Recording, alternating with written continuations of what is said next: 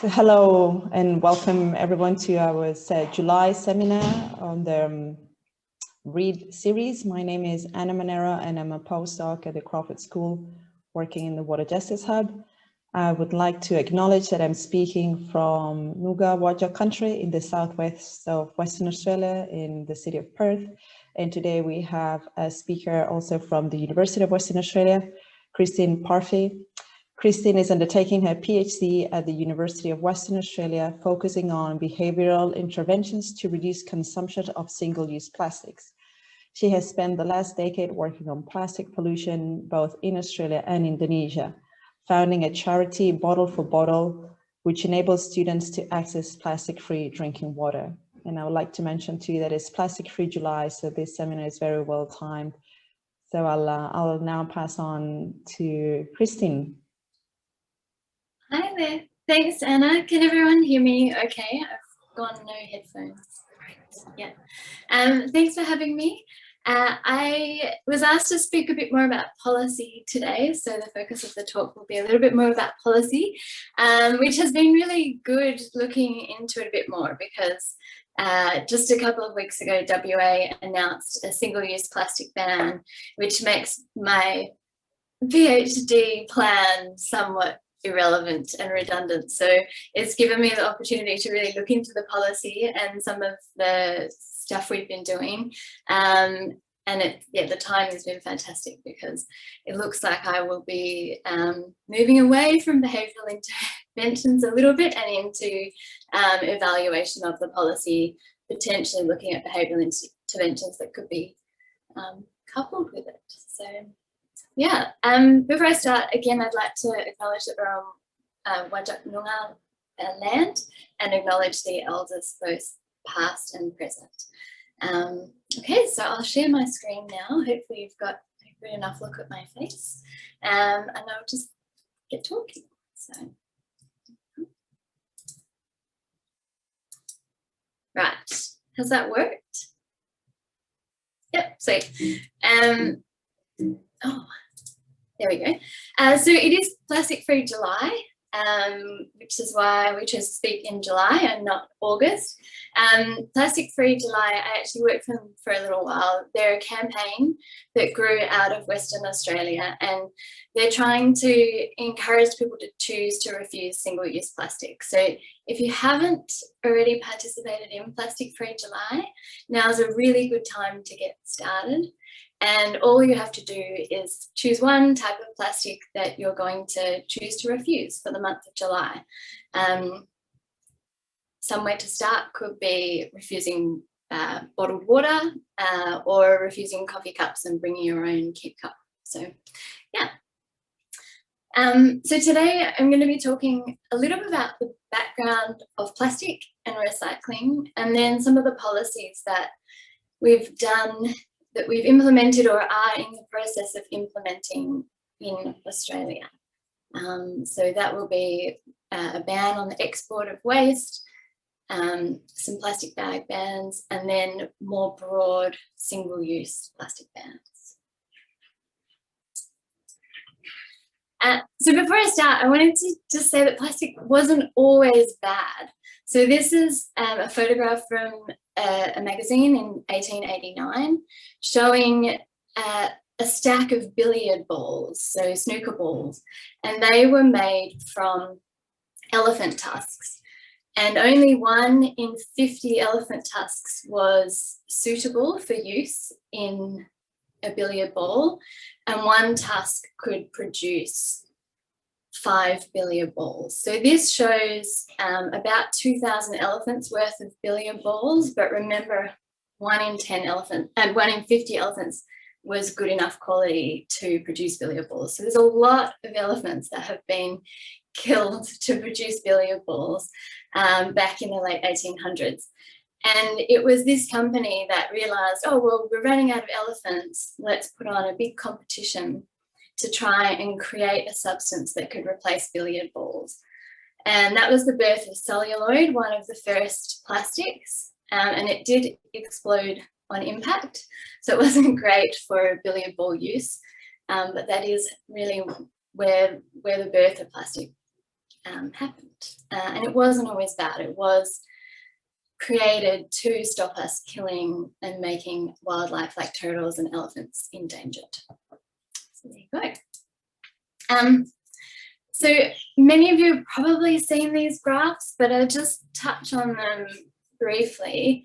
In the so we started producing plastic, we got better at producing it, and it became very, very important during the war.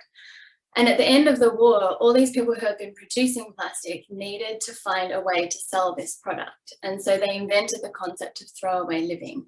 And that's really where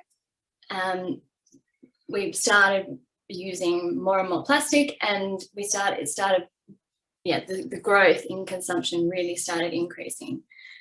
Now this graph projects all the way to 2050, but really what we're looking at is the black line and the blue line. And the black line is all the plastic waste that we've generated, and the blue line is all the plastic waste that we are recycling. And as you can see, there's a gap. Oh, there's a gap. And that gap really shows that we can't solve the plastic pollution problem only by recycling. We've got to look at other things that we can do that are not just recycling.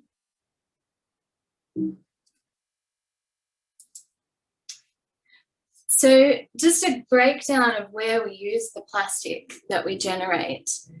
The bulk of it is used in plastic packaging. So plastic packaging is plastic that we use once and then we throw away. So it can be things like coffee cups, it could be packaging for the new fancy cable that you bought to connect your phone to the computer. All those things are plastic packaging, and they're used once and thrown away.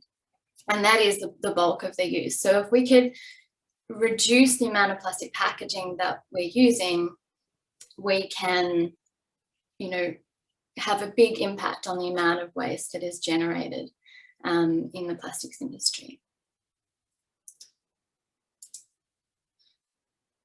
So of that plastic waste that we generate, 100% is generated.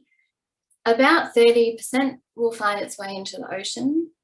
About 40% globally will be landfilled. About 15% will be incinerated, and the rest will get collected for recycling.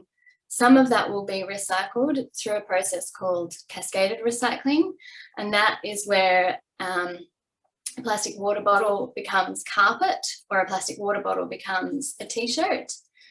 And only about 2% of the plastic that we generate is used, it goes through a process called closed loop recycling. So closed loop recycling is where a plastic water bottle becomes a plastic water bottle again.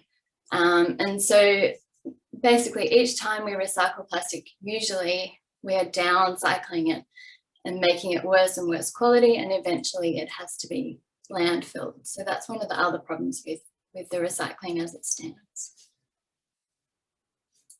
So there's a paper by Alpazar et al. Produced in 2020, just outlining some of the policy instruments that are available and have been used to target plastic pollution. So there's 3 broad areas that we can target plastic pollution. Just good. I'm going to do that. There we go. There's the plastic industry. We can target the industry and create like a reduction in the amount of plastics that are produced. We can target the consumption of plastics by households and firms. And we can then target the disposal of plastics. So increase recycling, have better landfills, etc., to stop it from escaping into the ocean, which is one of the biggest impacts of plastic. So some of the policy tools that we've used in Australia, or that we are planning on using in Australia, is just this year, 8 days ago, we started a federal ban on exporting some of our recycling. And I'll go into that in a bit next. And we've also had bans implemented.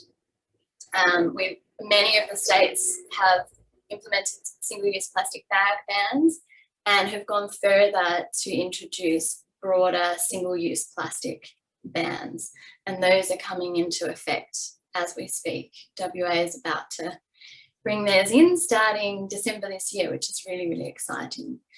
And then outside of this, one of the other things we have is a target that all plastic packaging will be reusable, recyclable or compostable by 2025. Now, as far as I am aware, there's no policy on this. It's not enforced, it's just a target, but better than nothing. So to get into the federal ban on exports, I think it's really important to first describe the bin systems that we have. Obviously, I'm based in WA, so we still have a WA focus, but I'm pretty sure most states have very similar bin systems now, because there's been a huge amount of work done across the sector to make the waste management systems a lot more consistent. So in WA, we have 3 bins. We have a recycle yellow top bin, we have a green lid garden organics bin, or food and garden organics bin sometimes, and we have a red lidded general waste bin. Now, the red lidded general waste bin is a one-way ticket to landfill, and in WA we're about to introduce the first 2 in Australia.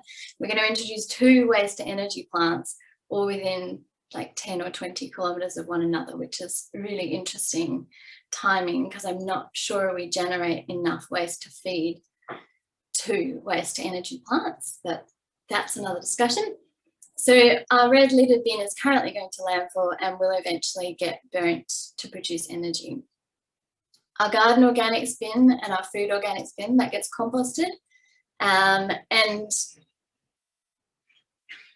generally produces a medium quality compost. It's not a great quality compost, but the solution to pollution is dilution. So if they dilute it enough, they can get it reasonable enough quality that they can sell the compost. And then we have our recyclables bin, and that goes through this fantastic conveyor belt shed and comes out the other end separated in bales of plastic, glass, aluminium, steel, cardboard. So that's our bin system, and that's going to be really important the whole way through the talk, because it's effectively the destination of the plastic waste that we use. So once we've sent our waste and recycling through the yellow bin, we then sell it. We sell it to overseas markets, and we bundle it up. We only sell it as 3 different types of plastic. We sell it as plastic type 1, which is quite high value, quite high quality, and it's a single type of plastic. We sell it as plastic type 2, again, quite high value, quite high quality. And then we sell everything else as one like lump of stuff that we have no idea what to do with. It's not worth very much money, and it's just a big mess of stuff. I've also included mixed paper here because if you put a plastic bag into the yellow top bin, the machinery and the conveyor belts are most likely to classify that plastic bag as paper. So when we're selling mixed paper, it's often got a lot of soft plastics in it. And so that's why councils have asked for us to not put soft plastics in our recycling bin. So from WA in 2020, most of our recycling got shipped off to, our plastic recycling got shipped off to Taiwan and Malaysia. And this changes depending on the markets, wherever they can get the best price, and usually changes about every quarter.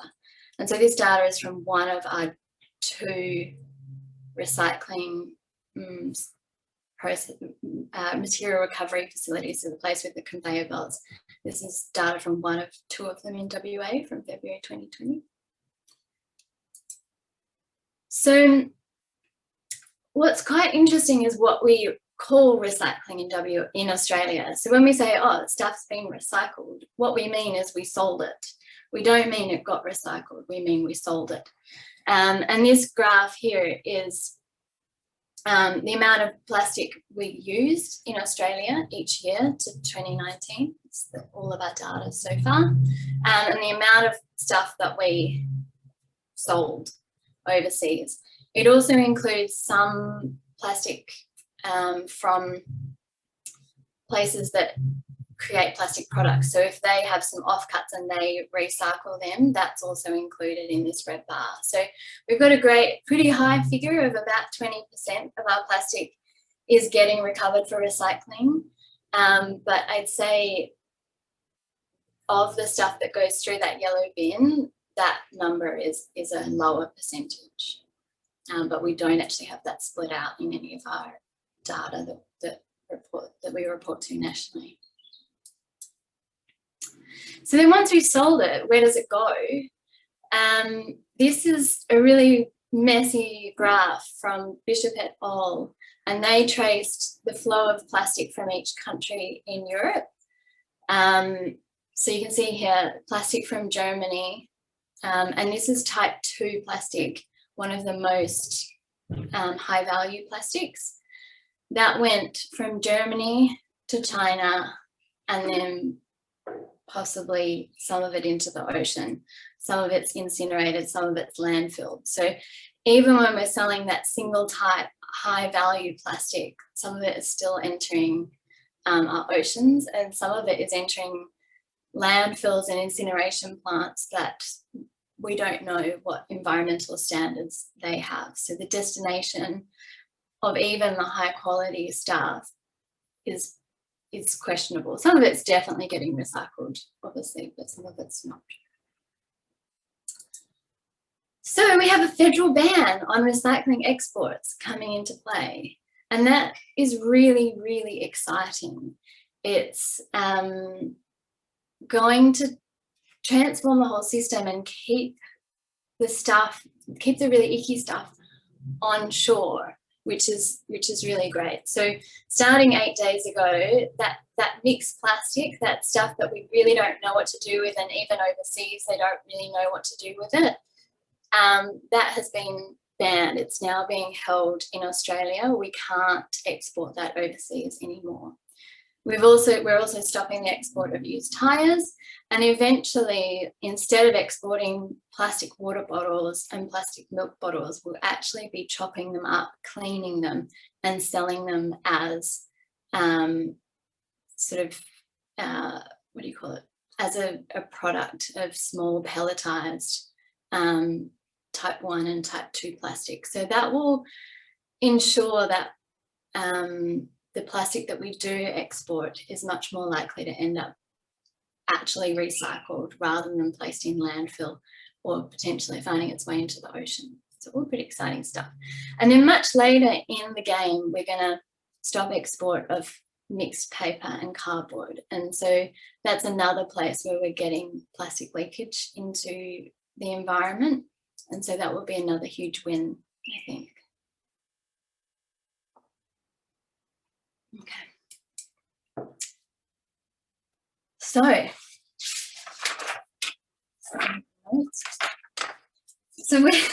we've stopped exporting that mixed plastic. So type 3, 4, 5, 6, and 7, we're no longer exporting. What are we doing with it is a really big question. What is happening now that we've stopped exporting it? Now, certainly there's been no investment in infrastructure to deal with mixed plastic. There's a lot of investment in tyres and a small amount of investment in type 5 separation. So eventually, perhaps this yellow bin will separate not only type 1 and type 2, but also type 5, which is a very high value plastic polymer. It's very commonly used in food and drink containers because it doesn't cause it doesn't leach any chemicals or many chemicals into our food and drink. So the rest of it, but at the moment, we're still bundling up 3, 4, 5, 6, and 7 into one bale. And where is it going? I would guess at the moment it's actually going from our recycling bin straight into landfill. Possibly it's being stored in a storage shed until we find something to do with it. And presumably once some of our waste to energy plants start up, that'll be a good spot for these low value, low quality plastics. So it's quite an interesting ban, and it's sort of come without a change to the infrastructure. And so, yeah, I think it would be a really interesting thing to look into if someone had time and wanted to. So that's one of the bans that we've brought in, our federal ban of exports. And then another ban that we're bringing in is a ban in Western Australia. I know some of the other states are also bringing in bans, but WA decided to jump the gun and be really quick and really ambitious. And we've just decided we're going to ban everything. We're banning from December 2021 plastic straws, releases of helium balloons, plastic cutlery, thick plastic bags, plastic stirrers, plastic cups, polystyrene food containers, plastic plates and plastic bowls.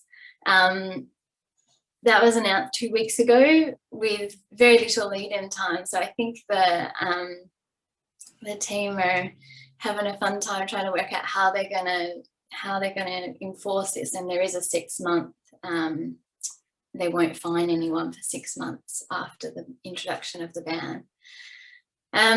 All these items, though, do have some sort of compostable or wooden or paper alternative already available. So plastic straws, we've already got paper straws, and many cafes and restaurants are already only providing paper straws. We can get bamboo cutlery, we can use bamboo or wooden stirrers. We've got these, you know, paper food containers and paper or bamboo plastic plates and bowls. And then we've got, paper and bamboo plates and bowls. And then we've got plastic cups, which we do have compostable alternatives for those.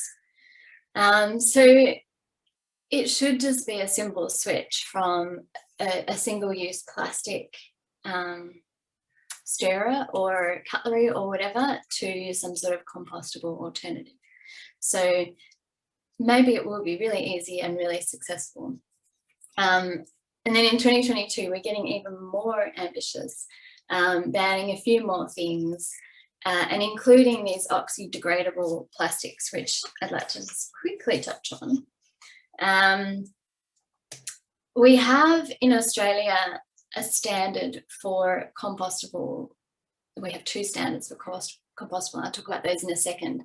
But we don't have a standard for biodegradable. So anyone can call their product biodegradable, and it doesn't mean anything unless they've got a compostable standard attached to it as well.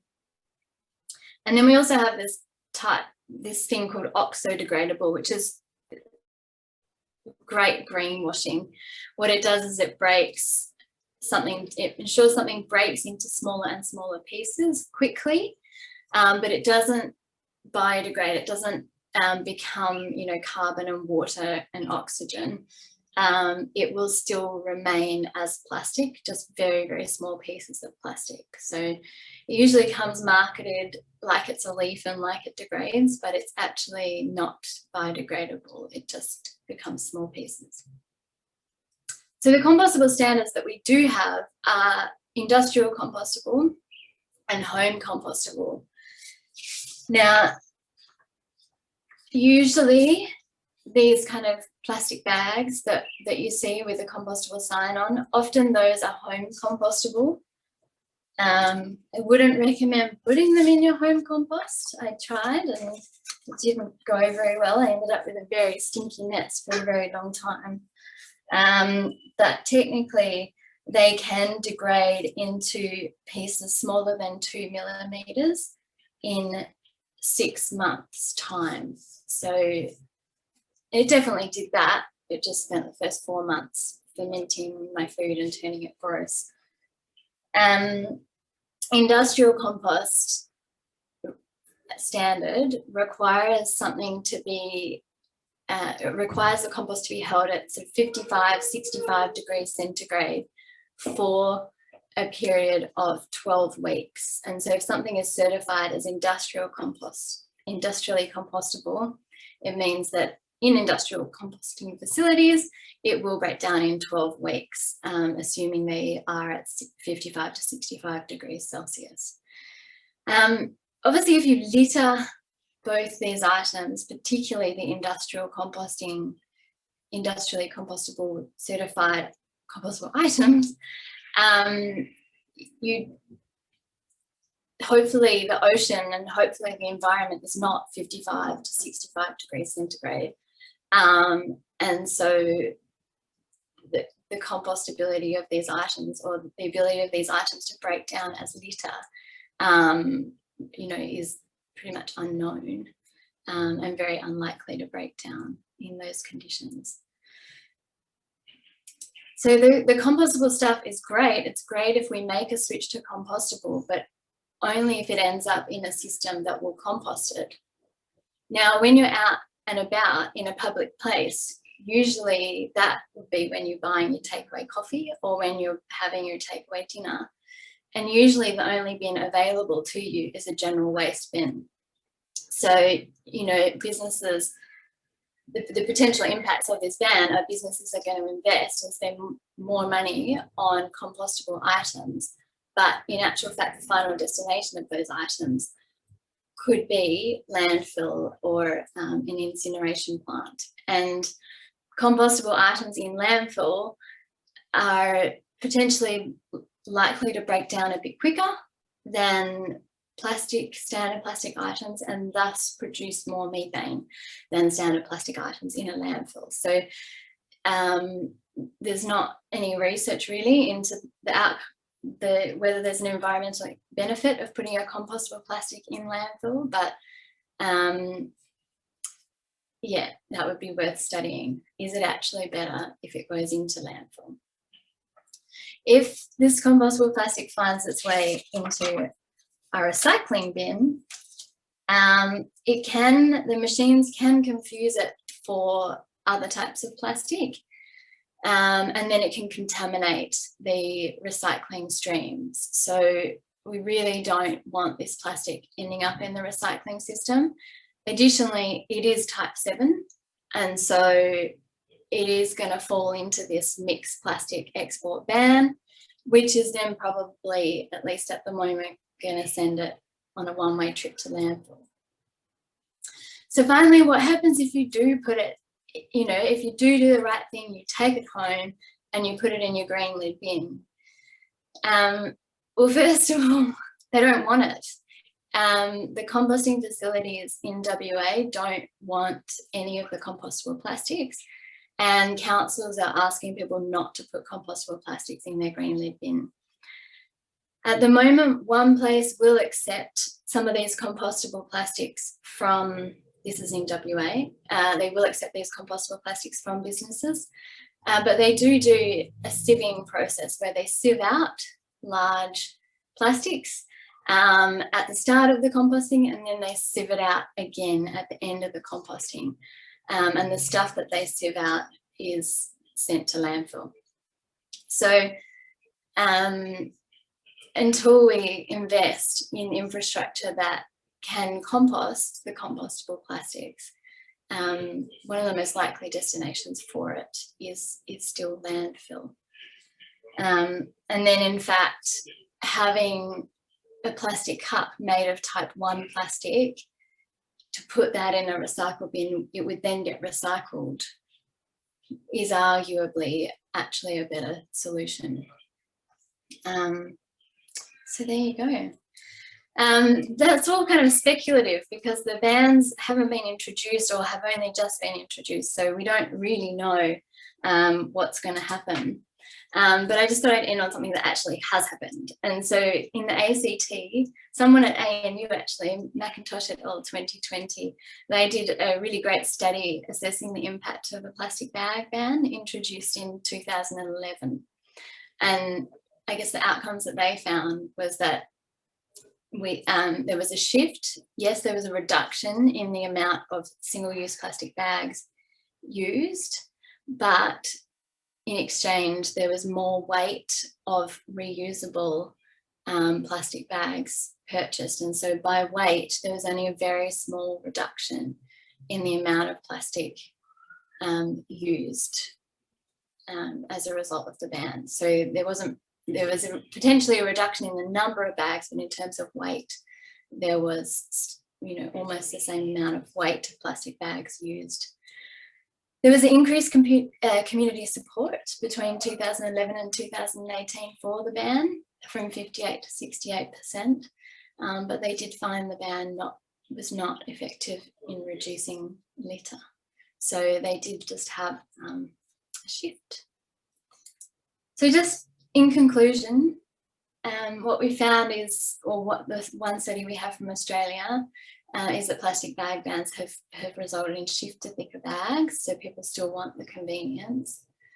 The federal ban of exports that we've just started, where will those mixed plastics go?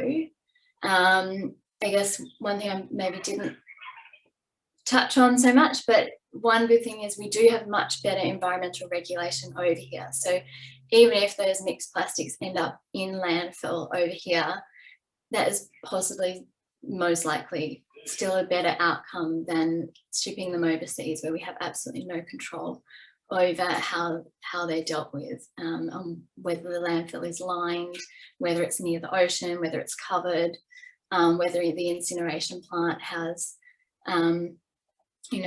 good pollution controls. And then the WA ban on single-use plastics that will be starting this year, I think there is a huge potential for a shift to compostables, and then it begs the question, is that actually beneficial? So there you go. Thank you.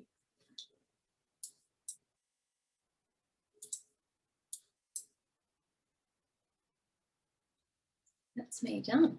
Okay.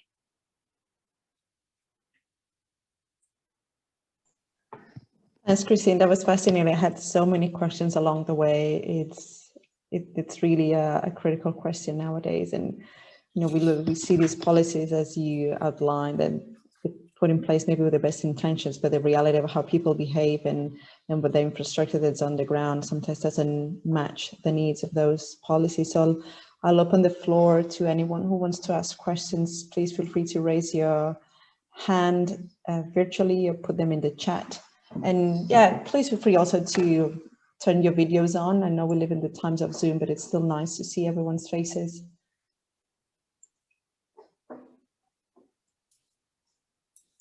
I can unshare my screen.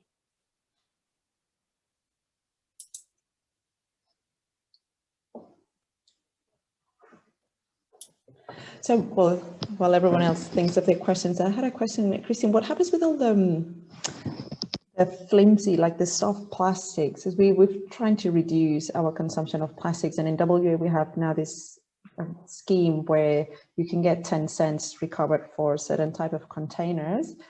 So that, I think that's like hard, bulky ones. I know more or less how to control the use, but everything is kind of like wrapped, like the your rice comes in listen, there's no alternative. I want to buy a packet of rice. It comes in a soft plastic. We go to the butcher, and even if the tray is now compostable, it's wrapped in this like flimsy plastic. And I've heard that the soft plastics are really hard to recycle. So what is this? What's the policy? What can we do with these like soft ones? Yeah, so we don't have any policies tackling it, but we have had quite a lot of investment in Redcycle, which is a company that has bins now available at Woolworths and Coles, and I think that's across the whole country. Now, they, despite getting a bad reputation on War on Waste, if anyone saw it, They are actually doing the right thing now, and they do have the infrastructure to turn that soft plastic waste into, they turn it into outdoor furniture and bollards. One of the biggest problems is if you compare a dark green coloured plastic bench to a beautiful wooden handcrafted bench, councils would still prefer, and anyone really would still prefer, to have a beautiful wooden bench near the beach than a recycled single-use plastic bag bench. So they are getting recycled, they are getting turned into things like bollards and parking stoppers and stuff like that.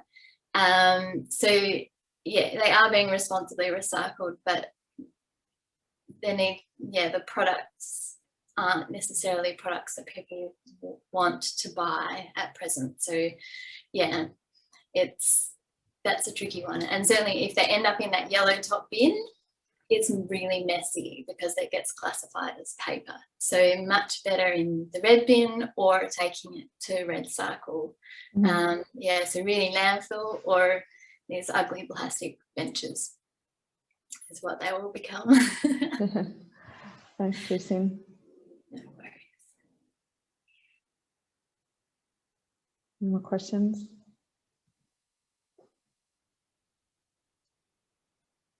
I find it fascinating, and there's not enough education. As you say, a lot of people want to do the right thing. They're like, oh, what do I do with this? Where do I take it? What's the best option? I think Dylan had a question, maybe?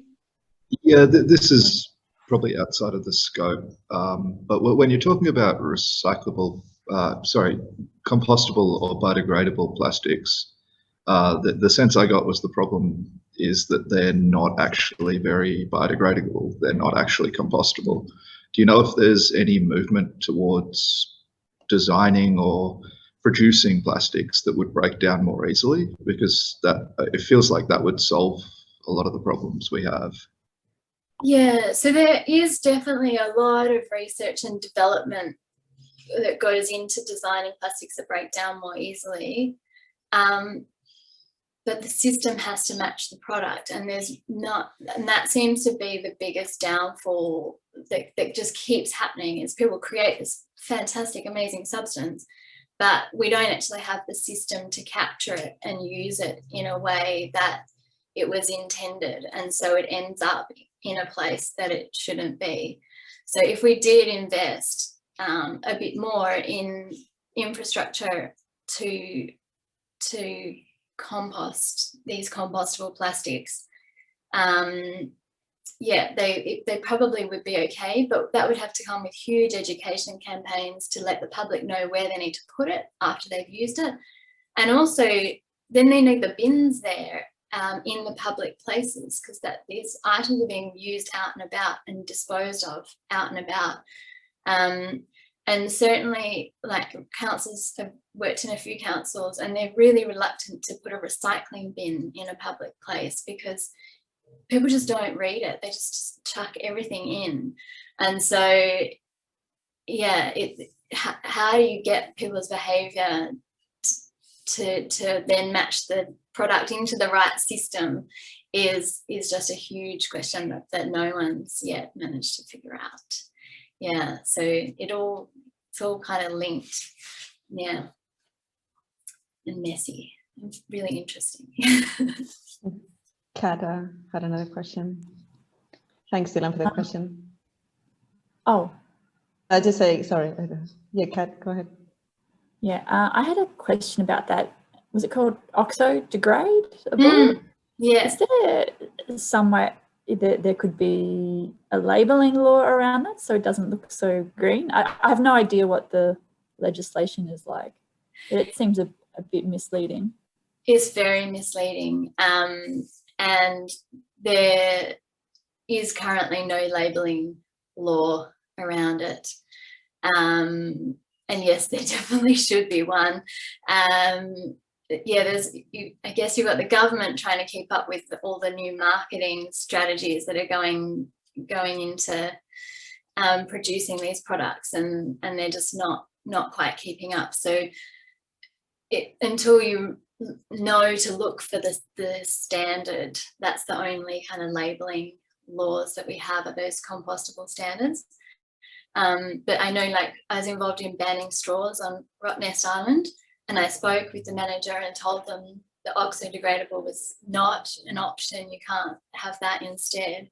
And 2 years on, and they've gone back to having oxo-degradable, and they show you the website and they say, oh, but look, it says it degrades and it looks like a leaf. And yeah, there are no laws at the moment. Yeah.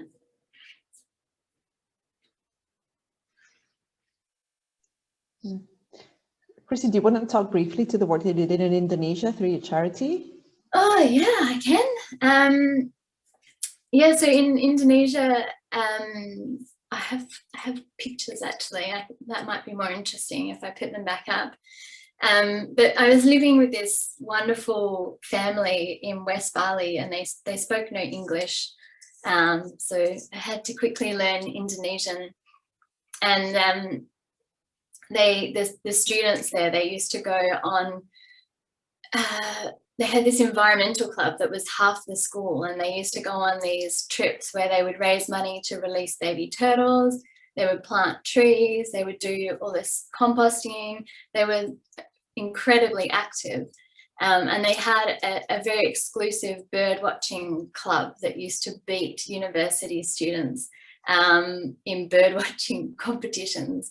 And so we went on one of these expeditions, and I'd been trying to explain to the teacher about plastic and how it's a problem, and you can really see it when you go to Bali. And I was really excited because after we had lunch by the river, he got everyone to compile all the rubbish. And I was like, yes, we're going to bring this plastic rubbish back and put it in a bin. And then he reached out to one of the students. He's like, oh, have you got a lighter? And then they set fire to all this plastic rubbish right by the stream, like in the middle of the jungle. And so that was really the defining moment in Indonesia, where I was like, oh, it's not that they don't care about the environment. These are the most environmentally minded people I've ever met. But it's just they genuinely don't know that that plastic is a problem for the environment, and that burning it in the environment is problematic. And so myself with the teacher, we developed an education program for students living in Indonesia, teaching them about plastic, where it comes from, where it goes, and what happens if it finds its way into the ocean. And yeah, from that we decided to try and find a way to make it, or to show students a way to reduce plastic. And so we installed water filters in their not water filters, water dispensers in their classroom. And we gave each student a stainless steel water bottle. And so the students could then, instead of buying small plastic cups of water to access drinking water, they could purchase water refills. And that was pretty successful. We had, that school went from selling 800 plastic cups of water per week down to 0.